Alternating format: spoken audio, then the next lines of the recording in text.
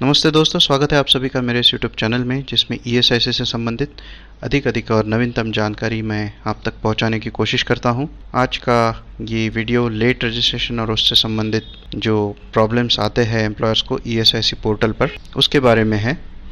ESIC के बारे में अधिक जानकारी प्राप्त करते रहने के लिए जुड़े रहिए मेरे साथ। सब्सक्राइब कीजिए मेरे इस यूट्यूब चैनल को। मेरे टेलीग्राम और व्हाट्सएप डिटेल्स भी मैं यहाँ पे शेयर कर रहा हूँ।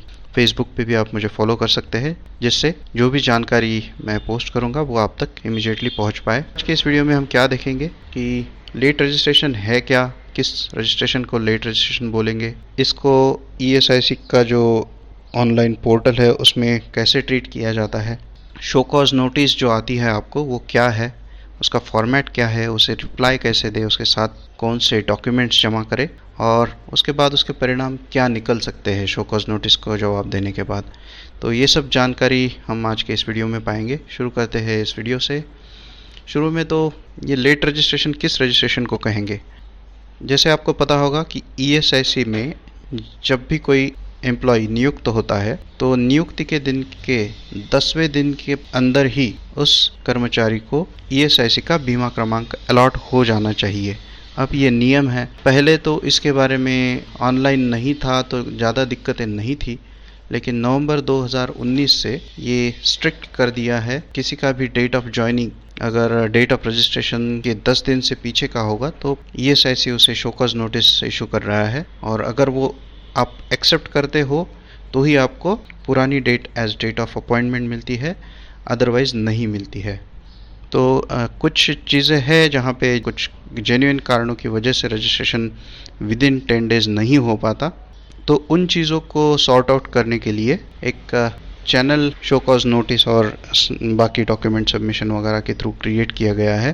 तो ये कैसे होता है बेसिकली, उसके बारे में मैं ब्रीफ आपको जैसे स्क्रीन पे दिखा रहा हूँ। स्क्रीन पे जैसे आप देख सकते हैं कि रजिस्ट्रेशन अगर टाइमली हो रहा है, नियुक्ति के 10 दिनों के अंदर ही रजिस्ट्रेशन अगर हो रहा है तो उसमें पोर्टल कोई ऑब्जेक्शन नहीं रहता। उसके डिटेल्स आप कंप्लीट सबमिट कर दो, उसका इंश्योरेंस नंबर या बीमा क्रमांक क्रिएट होके आपको उसका ई पहचान कार्ड मिल जाएगा। ये तो सिंपल प्रोसेस है, नॉर्मल प्रोसेस है, इसमें किसी को कोई दिक्कत नहीं आती है। अब दिक्कत कहाँ आती है कि जहाँ पे डेट ऑफ ज्वाइनिंग और डेट ऑफ रजिस्ट्रेशन उसमें 10 दिनों से ज़्यादा अंतर है।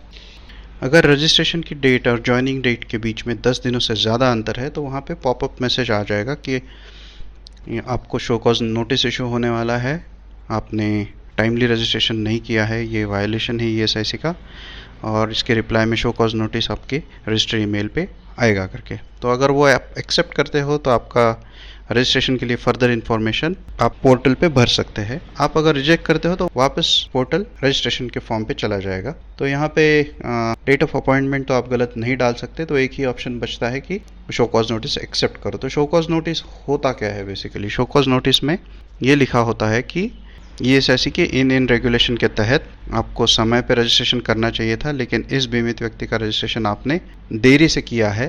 बीमित व्यक्ति के इंटरेस्ट प्रोटेक्ट करने हेतु आप जो इन्फॉर्मेशन सबमिट कर रहे हो उसको स्वीकृत करके बीमा नंबर अलॉट किया जा रहा है, लेकिन आपको साथ में ये सब डॉक्यूमेंट्स जमा करने हैं।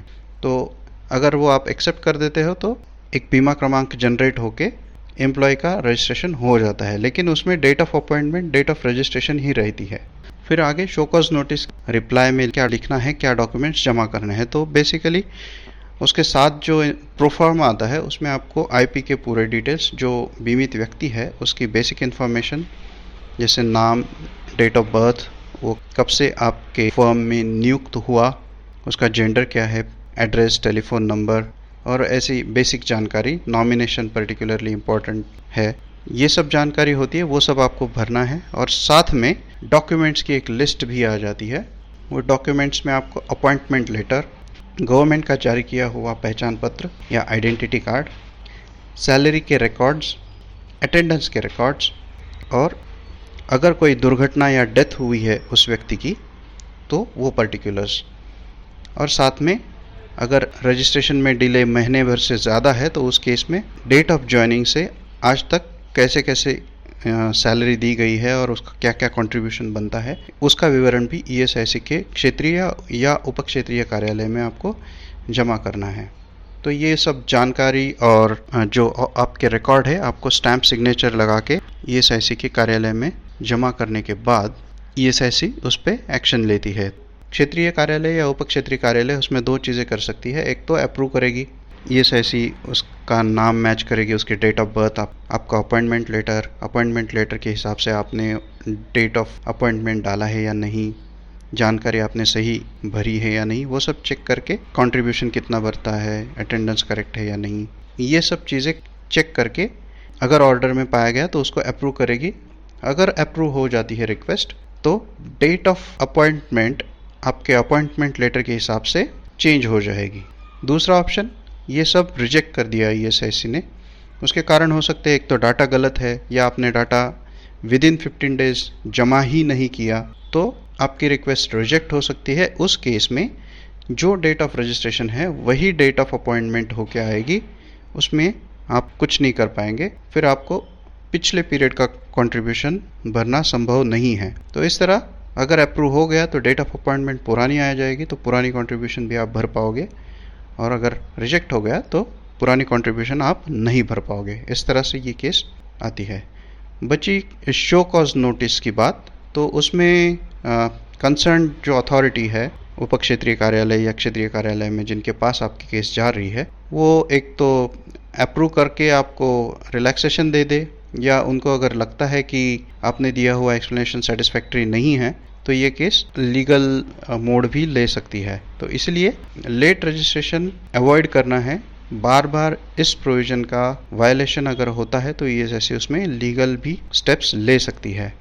दूसरा नुकसान जो बीमित व्यक्ति है उसका होता है, अगर उसका कंट्रीब्यूशन समय से नहीं जाता या कम समय के लिए जाता है आपने डिले करने की वजह से, तो वो कुछ हित लाभों से वंचित हो जाता है, उसका नुकसान होता है। इसलिए लेट रजिस्ट्रेशन अवॉइड करना है। नियोक्ताओं ने क्या क्या करना चाहिए और क्या नहीं करना चाहिए उसके बारे में एक separate video dos and don'ts for employers इस नाम से मैंने इसी चैनल पे पोस्ट किया हुआ है, उसे भी आप ज़रूर देखिए।